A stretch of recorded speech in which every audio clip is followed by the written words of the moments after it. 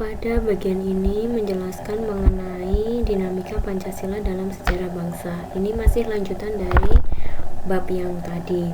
Nah, dinamika Pancasila ini berarti memperlihatkan adanya pasang surut dalam pemahaman pelaksanaan nilai-nilai bangsa.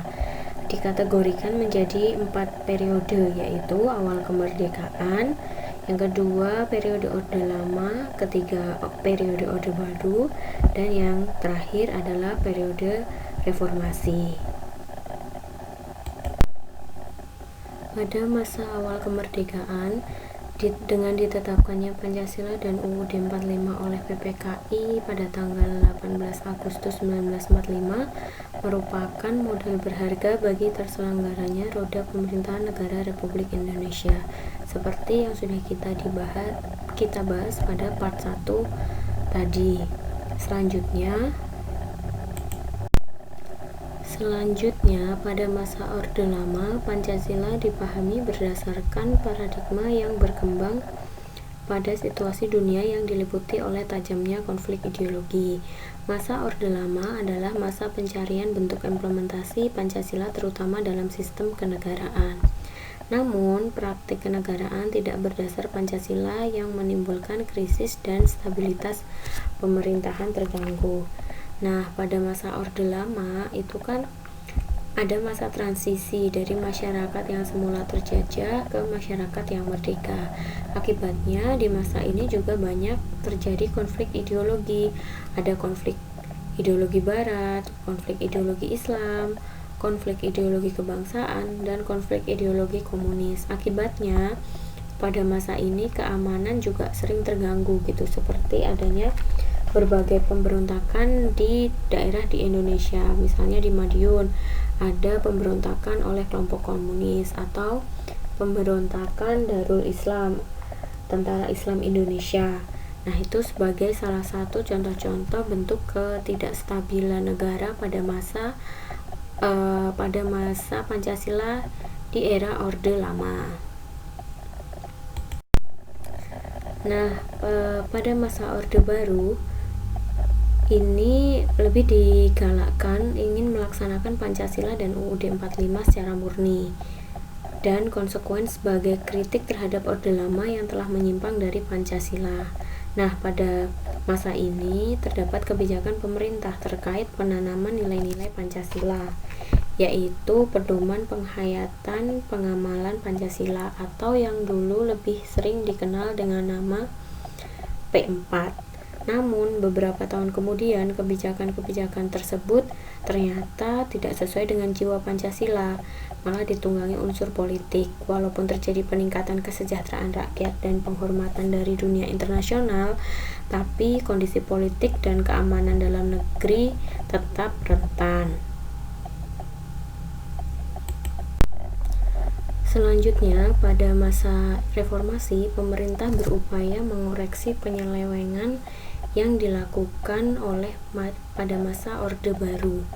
Nah, pada masa Orde Baru kan kita tahu ya bahwa terdapat banyak penyelewengan dari sikap-sikap demokrasi dan Pancasila, seperti adanya presiden yang menjabat 32 tahun, lalu penafsiran sepihak Pancasila dengan atau sesuai kepentingan penguasa dengan P4-nya. Terus ada juga penindasan ideologis, ada kekerasan, ada penindasan ekonomi. Nah, pada masa reformasi ini pemerintahnya berupaya untuk mengembalikan Pancasila pada ruhnya.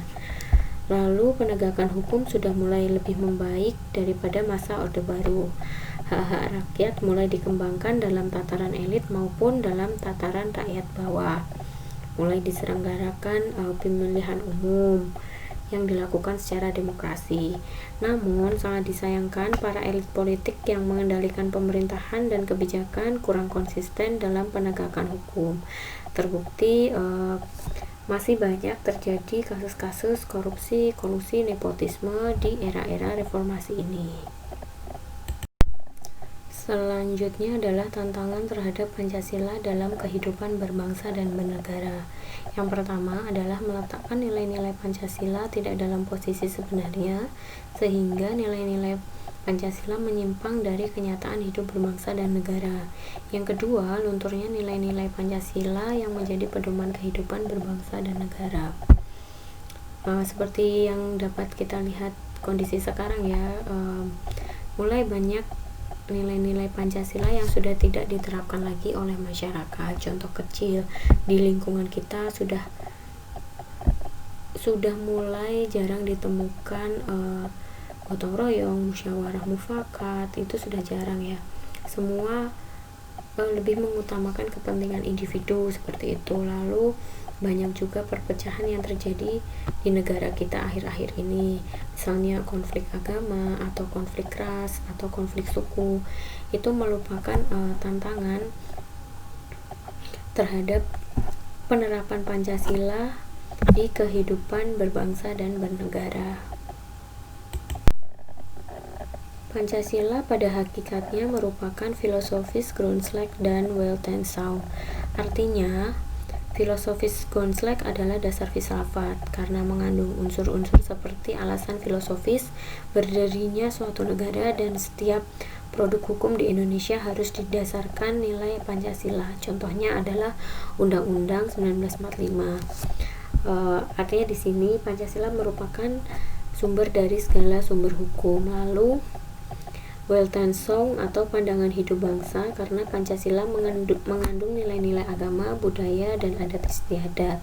Contohnya, nilai ketuhanan yang terdapat pada sila pertama, ketuhanan yang Maha Esa, merupakan nilai-nilai yang sudah dianut oleh bangsa Indonesia sejak dulu. Lalu, apa saja urgensi Pancasila dalam kajian sejarah bangsa?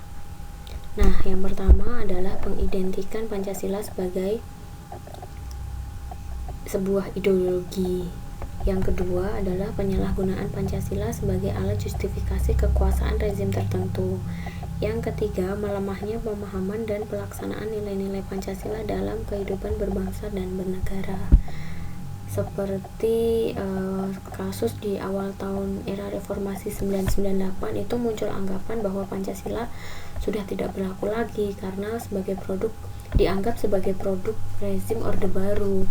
Nah, anggapan tersebut muncul karena pada masa Orde Baru sosialisasi Pancasila dilakukan melalui penataran P4 yang syarat dengan nuansa doktrin yang memihak pada rezim yang berkuasa pada waktu itu. Nah, untuk menghindarinya, maka Pancasila ini perlu dikaji lebih lanjut agar tidak mengalami ketersesatan ideologi. Selanjutnya ada tugas, yaitu diskusi kelompok dan dipresentasikan dengan tema-tema tertentu. Nah, detail tugas bisa kalian lihat di Google Classroom. Nah, presentasi ini dimulai di pertemuan ke-6. Jadi pertemuan besok itu masih saya yang mengisi. Lalu pertemuan ke-6 nanti akan ada sekelompok yang presentasi ditambah dengan materi dari saya. Nanti kita diskusi bareng. Oke, untuk pertemuan 4 kali ini cukup sekian. Intinya dari materi yang saya sampaikan tadi, sampai saat ini 75 tahun Indonesia merdeka, masih banyak tantangan yang harus dihadapi. Terbukti masih banyak kasus atau berita negatif di negara ini. Nah, tantangannya adalah meletakkan nilai Pancasila dalam posisi sebenarnya sehingga nilai Pancasila tidak luntur dan punah, dan itu merupakan salah satu kewajiban kita sebagai generasi penerus bangsa. Baik, demikian pertemuan pada pagi hari ini. Kalau ada kurang lebihnya saya mohon maaf. Kita tutup dengan bacaan hamdalah bersama-sama. Alhamdulillahirrabbilalamin. Sekian, wassalamualaikum warahmatullahi wabarakatuh. Selamat siang, selamat pagi, selamat sore, dan tetap sehat dimanapun kalian berada.